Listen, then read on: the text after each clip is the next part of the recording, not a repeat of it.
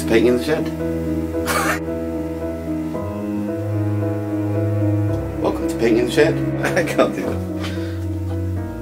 Welcome to Painting in the Shed. Sorry about that. It's getting a bit crazy. Too many paint fumes. Basically, this episode is a bit different.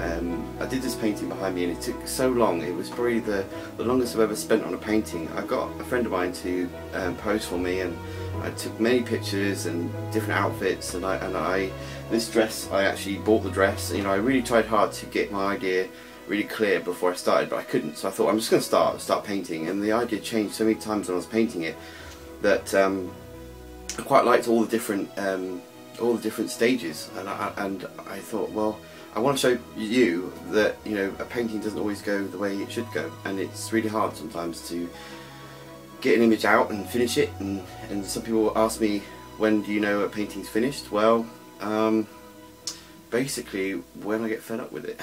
When I've had enough, when I've just literally exhausted every idea possible. Basically this video is an animation. So I animated all the different stages.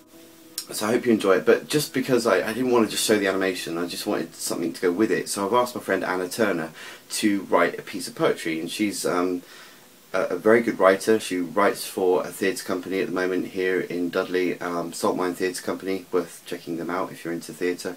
And she's an amazing writer, and she's really good at making up poetry. So I sent her the video, and she's written a poem for this. So in the background you've got Jim Pooley's music, and you've got the poem by Anna. I'm not sure who's going to read out the poem, so that would be a surprise for me at the moment, but I will sort that out. And at the end we'll see what you think. I hope you enjoy it anyway. I hope it brings some sort of peace to you, and yeah, enjoy.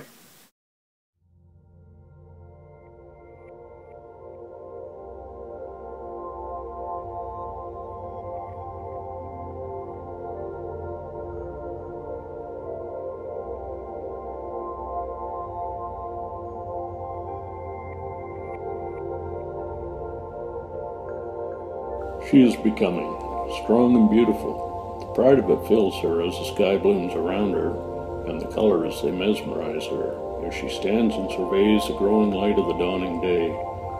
And if you could see with the eyes of the spirit what sustains the strength of her stand, it is the shape of the lion you would see appearing beneath her resting hand. The king and the creator, the newly bloomed sky maker, strong and steadfast relator. The power that holds and keeps her gives her strength to live the day. And even though his likeness fades, his presence remains. Though he is unseen and she seems alone, he is her home. And he opens up another way for his presence to seep in. Through the darkened bark of trees and the tangled roots of sin, his healing light breaks in. And if we could see how the way was made, would be a brightly lit man we'd see peel back the earth's fabric till it glory in.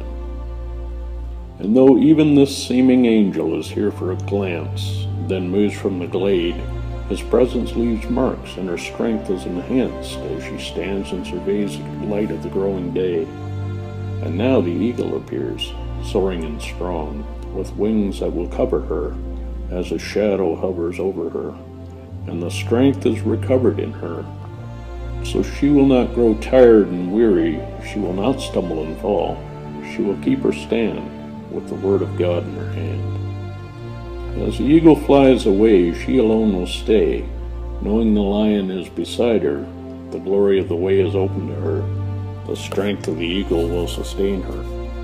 As she carries the word of God in her hand, the Father is beside her. The Spirit hovers over her, and the Son is the living word in her hand. The glorious way opener, who lives within her, and who she holds out, as she takes her stand, which tells of the opened way in the lived-in light of the closing day. Well, I hope you liked that that whole process. You can see how many times it changed. It was crazy. Let's ask Jim Pooley, who did the music for these videos, what he thinks of this, Jim. Hello, this is Jim taking another look at one of Ollie's paintings. Today I'm in the Turbine Hall at the Tate Modern in London. I've just been to see the new Matisse exhibition of his paper cutouts. If you're thinking of going, It's well worth it. It's an amazing exhibition, possibly the best one I've ever been to. Yeah, absolutely fabulous. If you're not thinking of going, then just go anyway. It's probably the best exhibition that'll be out this year. I know that it's off to MoMA in New York later in the year as well, so you can definitely catch it if you're over in New York as well. Now moving on to Ollie's painting. There's nothing wrong with it. It's alright. I mean, problem is, having seen what Matisse can do with a pair of scissors and some paper, everything else now just looks a bit, you know, sort of one-dimensional. So it's fine. It's just not Matisse, is it? Anyway, hopefully Ollie will have something else for us to look at again very soon.